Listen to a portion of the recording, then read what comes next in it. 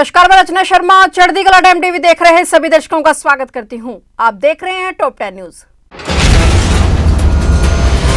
संसद का बजट सत्र चल रहा है। 4 अप्रैल तक चलने वाले सत्र का आज मंगलवार को 5वां दिन है। इस दौरान प्रधानमंत्री नरेंद्र मोदी ने संसद को संबोधित किया। पीएम मोदी ने प्रयागराज महाकुंभ पर स्पीच दी। मोदी ने कहा कि महाकुंभ से अनेक अमृत निकले हैं। एकता का अमृत इसका पवित्र प्रसाद है। महाकुंभ ऐसा आयोजन रहा जिससे देश के हर क्षेत्र कोने से आए लोग एक हो गए। लोग अहम त्याग कर मैं नहीं हम की भावना में प्रयागराज में जुटे और अलग अलग भाषा बोली बोलने वाले लोग संगम तट पर हर हर गंगे का उद्घोष करते आए तो एक भारत श्रेष्ठ भारत की झलक दिखती रही। पीएम मोदी ने कहा कि उमंग और उत्साह सिर्फ यहीं तक सीमित नहीं था। बीते हफ्ते में मॉरिशस में था। त्रिवेणी से महाकुंभ के समय का पावन जल लेकर गया था। उस पवित्र जल को मॉरिशस के गंगा तालाब में अर्पित किया। श्रद्धा, आस्था और उत्सव का माहौल देखते ही बनता था।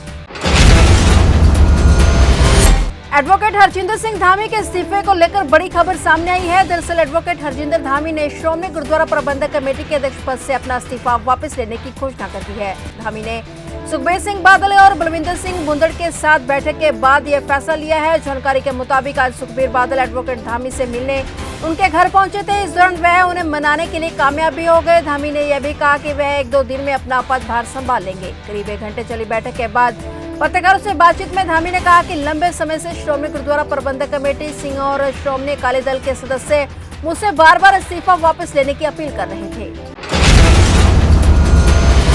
आंदोलनरत किसान और केंद्र सरकार के बीच 7वीं मीटिंग का एजेंडा आ गया है। ये मीटिंग कल 19 मार्च को सुबह 11 बजे चंडीगढ़ में बुलाई गई है। फसलों के एमएसपी की लीगल गारंटी समेत 13 मुद्दों को लेकर किसानों की केंद्र सरकार से बातचीत चल रही है। केंद्र और किसानों की मीटिंग कल सुबह 11 बजे होगी। सरकार ने किसानों को मीटिंग का पत्र भेजा है। बता दें कि इससे पहले हुई बैठक शाम के समय हुई थी, लेकिन कल केंद्र और किसानों के बीच 19 मार्च को सुबह 11 बजे चंडीगढ़ में मीटिंग होगी। आज सुबह भारत सरकार के कृषि मंत्रालय की तरफ से संयुक्त किसान मोर्चा, गैर राजनीतिक एवं किसान मजदूर मोर्चा को पत्र भेजकर सूचित किया गया है कि कल 19 मार्च को सुबह 11 बजे चंडीगढ़ में सेक्टर 26 के महात्मा गांधी इंस्टीट्यूट में भारत सरकार एवं किसान नेताओं के बीच एक बैठक होगी और सबकी निगाहें अब कल की मीटिंग पर टिकी हुई हैं। अब देखना यह है कि कल की मीटिंग में क्या हल निकलता है।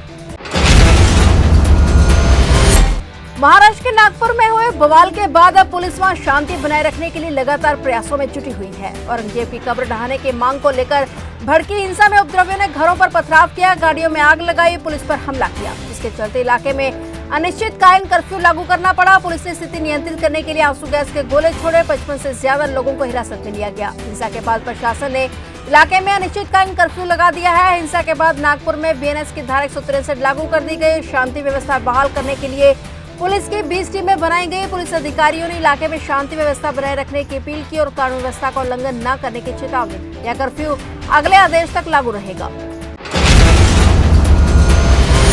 आरजेडी प्रमुख लालू प्रसाद यादव की मुश्किलें बढ़ती ही जा रही हैं। प्रवर्तन निदेशालय ने नौकरी के बदले जमीन मामले में लालू यादव, राबड़ी देवी और तेज प्रताप यादव को तलब किया है। आज बिहार की पूर्व मुख्यमंत्री राबड़ी देवी और तेज प्रताप से ईडी दफ्तर में पूछताछ की गई। ईडी ऑफिस के बाहर राजद नेताओं का जमावड़ा लगा रहा। समर्थकों ने नारेबाजी की और अब ईडी ने कल 19 मार्च को लालू प्रसाद यादव को पूछताछ के लिए बुलाया है। बिहार की पूर्व मुख्यमंत्री राबड़ी देवी सुबह करीब 10:50 पर अपनी बड़ी बेटी मीसा भारती के साथ ईडी दफ्तर पहुंची। दोनों एक ही गाड़ी से ईडी दफ्तर पहुंचे और तेज प्रताप को पहली बार जमीन के बदले नौकरी मामले में पूछताछ के लिए बुलाया गया।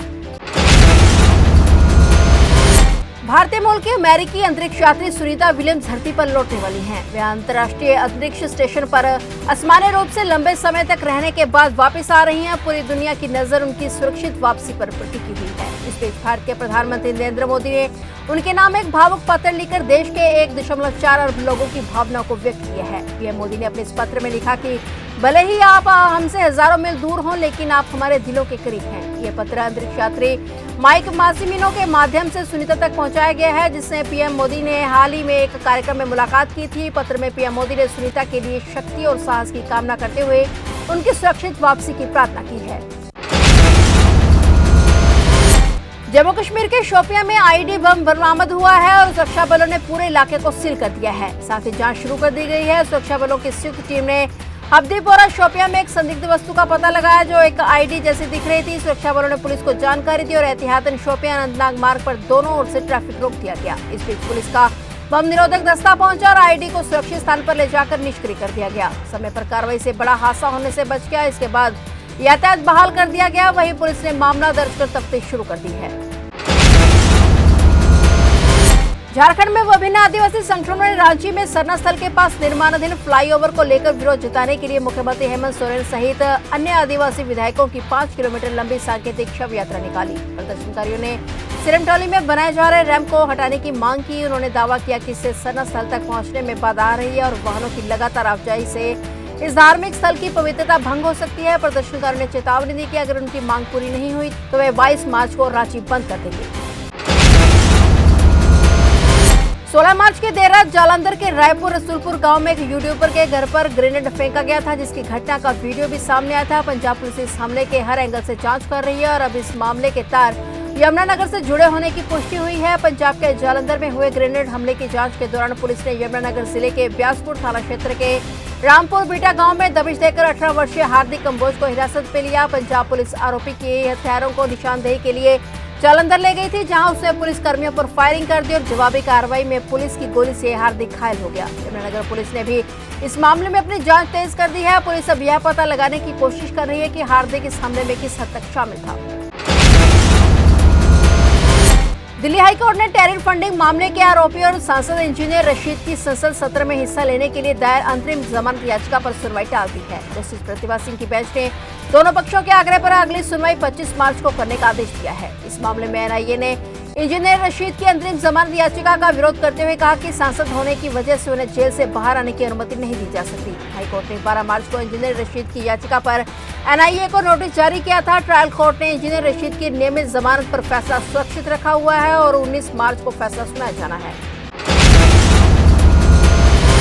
फिलहाल टॉप 10 न्यूज में इतना ही और नए समाचारों के साथ फिर से हाजिर होंगे। तब तक के लिए देखते रहिए चढ़ती कला टाइम टीवी।